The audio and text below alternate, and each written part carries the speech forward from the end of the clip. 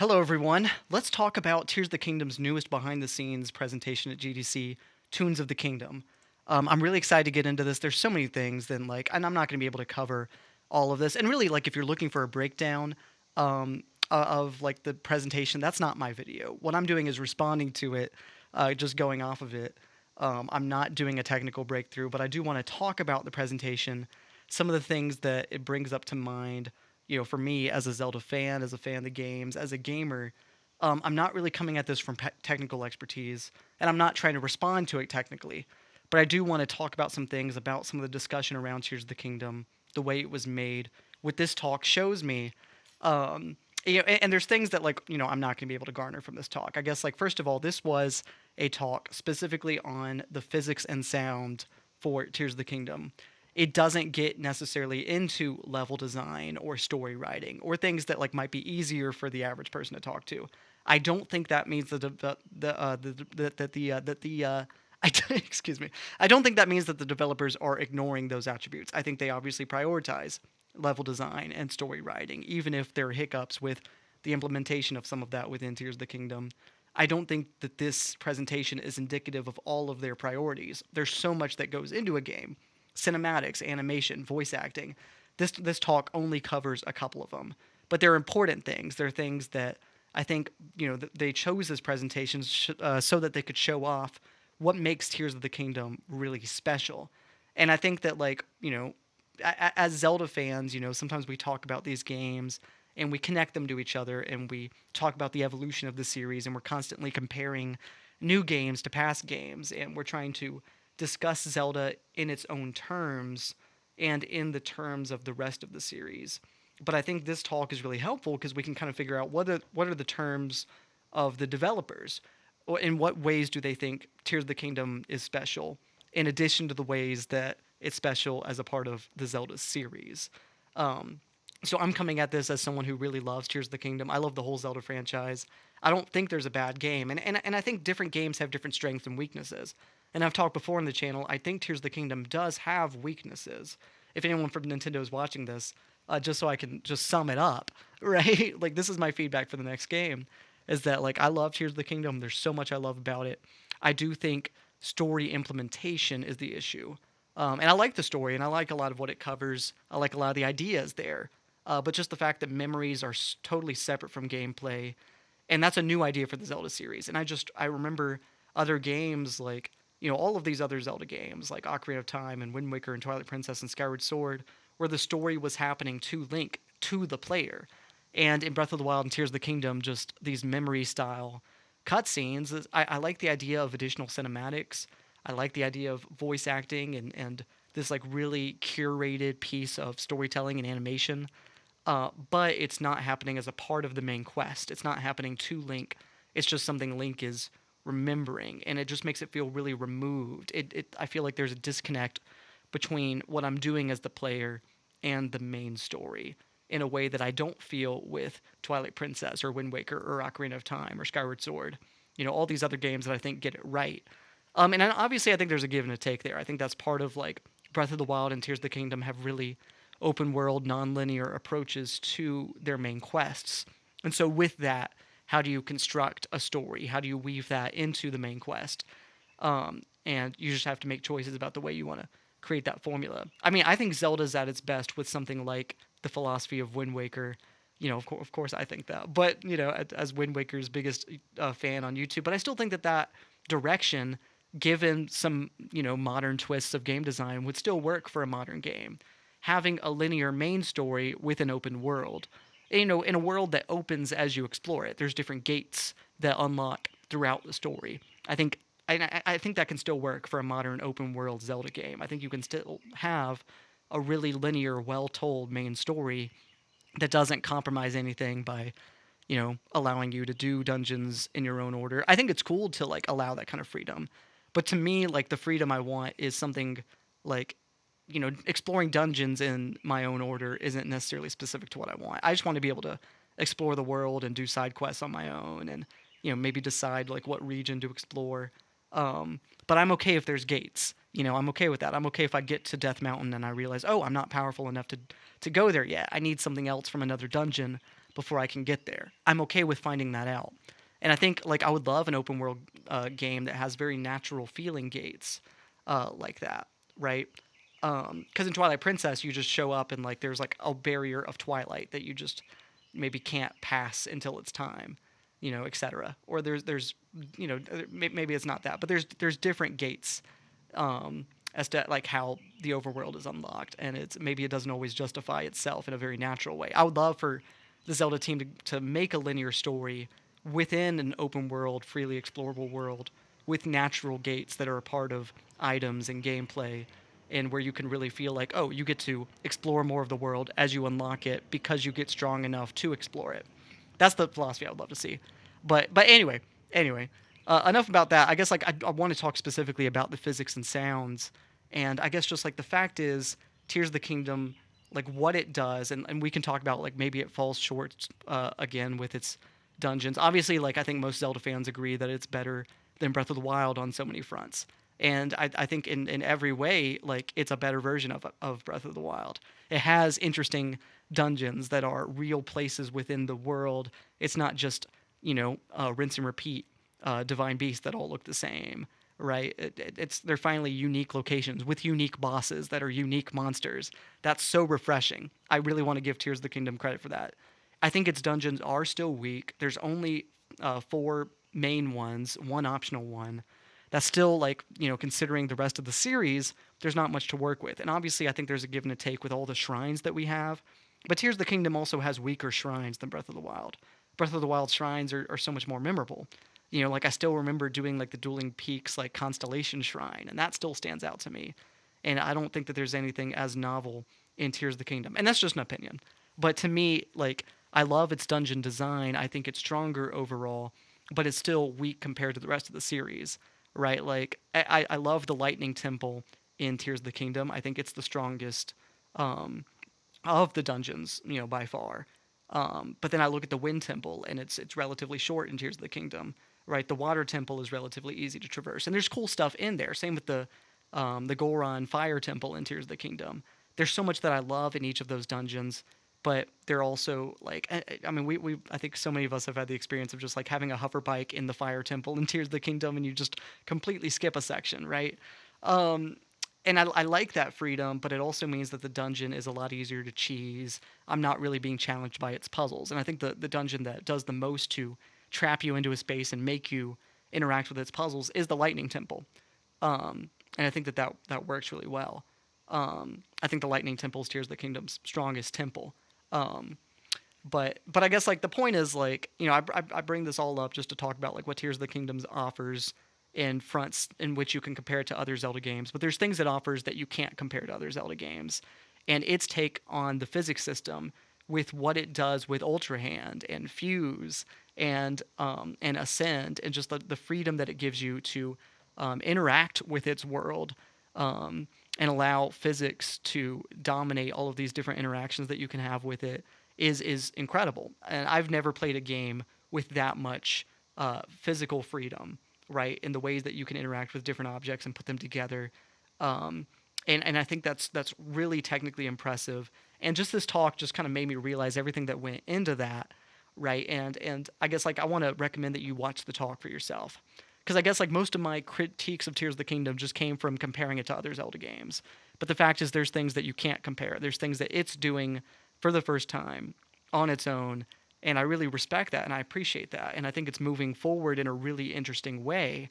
And I'm not saying that like undoes my critiques or anything, but it does just kind of make me respect that Tears of the Kingdom, like what it does with Ultra Hand, with its vehicle creation system, that's so novel, and there's so much that you can do with that I feel like I hardly tapped into within my first playthrough of Tears of the Kingdom, right? And it's like, while I would love like its dungeons to be designed like older dungeons, I would love its main quest to be designed like older main quests of Zelda games.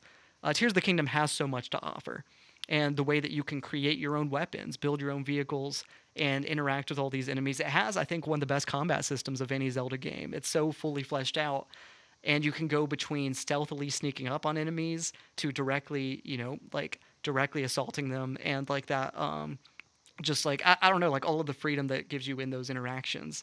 based on taking enemies' weapons and being able to create your own tanks and constructs to take down enemies as well. There's so much that's woven into this game that no other Zelda game does as much as Tears of the Kingdom with its combat and just and having room for so many interactions. There's no other Zelda game like that. Um, and so I think there is a give and a take with Tears of the Kingdom, and I will continue to, in some of the critiques I've talked about, I'll continue to like hold on to those, and I mean those as a Zelda fan.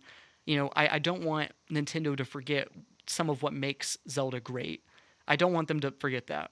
But I'm also okay with saying that these new games can offer new things as well, right? And there's that balance there between like I love um, there's so much I love about old Zelda games that I don't want to be forgotten. What I love about Wind Waker, I want to stay in the series. But I also think the important stuff that I love about Wind Waker that really made me fall in love with the game is a part of the identity of both Breath of the Wild and Tears of the Kingdom. I don't think Zelda has lost its identity. Um, and this may be, like every player has their own experience and has their own subjective take on how they interact with different parts of these games. But what made me really fall in love with Wind Waker was the Triforce quest. And I've talked to a couple other Wind Waker fans who agree with that, but that is controversial. I know for a lot of people, the Triforce quest is this part that makes people groan, right? They go, oh, like I've been moving in the main story. I've been going from dungeon to dungeon to dungeon. And now suddenly the game is saying, stop, we're stopping your progress. It's time for you to just like, do all of these fetch quests, and then you can complete the main story. You had all this momentum, and now we're stopping you. And I don't feel that way at all. I feel like the Triforce quest is a way of saying it's rewarding you for interacting with your world, and exploring it and discovering new things. And the game, like, introduces some of these concepts. Like, as you explore, you go to Windfall Island, you see these pictographs of the ghost ship and these different islands and Tingle Island. And you wonder like there's these other places out there, the private oasis, very interesting, and you have the opportunity to come back to Windfall throughout the story and get the Cabana deed, right, or free Tingle. And these are things that you can complete throughout the game, if you're going out of your way to do side quests and catch the killer bees and do all of these things. You have the opportunity to do all of those things so that when the Triforce quest happens, you can like, maybe you've already gotten a couple of Triforce charts. I don't know if how much you're able to do before the game says, hey, now you're in the Triforce quest. But you can definitely like go on your way to getting that started, and then the world's fully open. You have all of these items, and you can go get those Triforce quests, explore all of the rest of the map. And I love that. I love like going from island to island and finding new things. And it's not just a part of the main quest. You're not guided there. The King of Red Lions isn't saying, hey, it's time to go to the Forest Haven now. He's just saying like, good luck. And you have maps, and you're the one making your decision to say, hey, I'm going to go back to Outset Island. It looks like there's something there, or I'm going to check out this quadrant and see what I can find there. See what strange discoveries you find, whether it's a mini game or a Triforce chart or a shard that you dig up. All of these things that it's self-directed exploration, and that's my favorite part of Wind Waker is when the game says, hey, it's your turn to see what you can discover. And that is the thesis of Breath of the Wild and Tears of the Kingdom. So as someone who loves Wind Waker, I feel like what makes me fall in love with its gameplay philosophy is totally core to the core of Breath of the Wild and Tears of the Kingdom. So I definitely feel like what I love about adventure and exploration is totally still there in the series. So all of my critiques that I have about dungeon design and main quest structure and story integration, those are important to me, but they're relatively minor because I definitely think the spirit of Zelda has persisted throughout these newer games. I don't think that like, I'm not some traditional fan who thinks that the new games are totally spitting in the face of traditional Zelda or anything. I think that Nintendo, they totally get it. And this presentation shows you that so many of these different people that are working on the games now. I wonder if I can show this off, but like, yeah, like these people have worked on a bunch of other Nintendo games and Zelda games and been there throughout the franchise. These are people that have experience with the series, that have been there from different games. And let's see if I can show some different, like they kind of show their resumes, like their portfolio a little bit. These different programmers and developers as they're talking about it. But yeah, like you can see that this guy's been here since Skyward Sword and Spirit Tracks, and they have this deep history. Nintendo has great employee retention, and these people have been working on the series and have experience with, um, like the all these different Zelda games. And if they didn't work on Wind Waker or Twilight Princess, maybe they worked on Wind Waker HD or Twilight Princess HD, and they've done their homework. They know what Zelda's about. They know what makes the series great, and they're also okay with experimenting. And I love that Tears of the Kingdom can be this experiment, where it does everything work. Maybe not everything, but it does so much at such a high level. And maybe it doesn't have everything that I want from a Zelda game.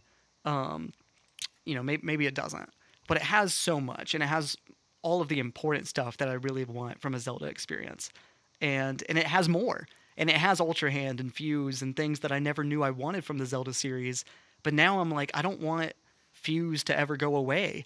With Ultra Hand, I think that's so cool.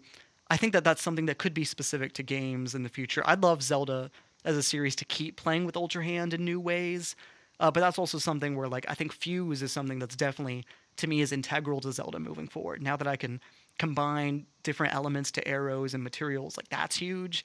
Infusing swords with different power and combining weapons in different ways, that's such a huge part to me of like what Zelda can be moving forward. And even if it's not Fuse in the exact same system, having a crafting system where you can make your own decisions about your arsenal and your weapons and your items and your arrows, that's great, and that works so well. And I definitely want to see that carry over into future games. So Tears of the Kingdom, like, by iterating, by doing new things, I think shows like what the future of Zelda can be, and the fact that it can be something new every game. I mean, I know, like, I want Zelda to continue to surprise me. I love that the series changes and evolves. I don't want every game to have the Zelda formula from Ocarina of Time and just rinse and repeat that every time. I want it to do new things, have new mechanics. And I love that this presentation just shows off everything that went into creating those new mechanics and just making this game even more interactive and fun, and just like all of the little surprising interactions that you can have with the world. I think that's so cool. And that's something that I didn't know I wanted from Zelda, but now that it's here, I love that it's here. And I think the vehicle system is something that, like, was the overworld created with vehicles in mind? Not necessarily. So it's like I have critiques. I'm not sure that Hyrule what makes sense for cars all the time. Sometimes, like, I don't feel incentivized to make a motorcycle or a car because I can make a hover bike and fly around the world really easy. It's like I don't. But, like, also it's a. I think going into my next playthrough of Tears of the Kingdom, and this talk has made me want to play the game again. I want to experience just the game systems. I don't care if they're incentivized or not. I want to experience them not because there's any extrinsic motivation of, like, well, do I need a car to get from place to place? Do I need to build a motorcycle or a tank, or can I?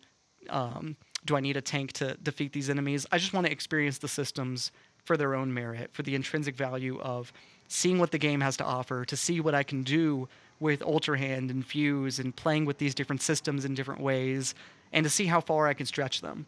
That's what I want to do with my next playthrough. Just because they're so in depth, and these programmers, like, like, it was really important to them to create something that can lead to so many different interactions. And I want to have a taste of that now that I've experienced the main story and the dungeons and the quest. And now that I've done my first playthrough of Tears of the Kingdom, I want to play it again with all of those micro interactions in mind. Right? Like, I understand the macro. I can talk about the game. I can talk about its structure. And I have, Lord knows, I talk about this a lot in my current Wind Waker playthrough. I'm kind of comparing it to Wind Waker, and I'm comparing it to Tears of the Kingdom. And there's a lot of back and forth where I've kind of, like, landed on, there's things about Wind Waker that I'm like, oh man, I wish that Tears of the Kingdom worked like this. And I hope that future Zelda games can kind of look back to Wind Waker in different ways, right? But also, like, I trust the direction of the Zelda series, and I feel confident that these developers care, and they listen to feedback. And so I'm not worried about the future of Zelda. I have complete confidence. I've been really happy with so many of these games and these new games that have come out.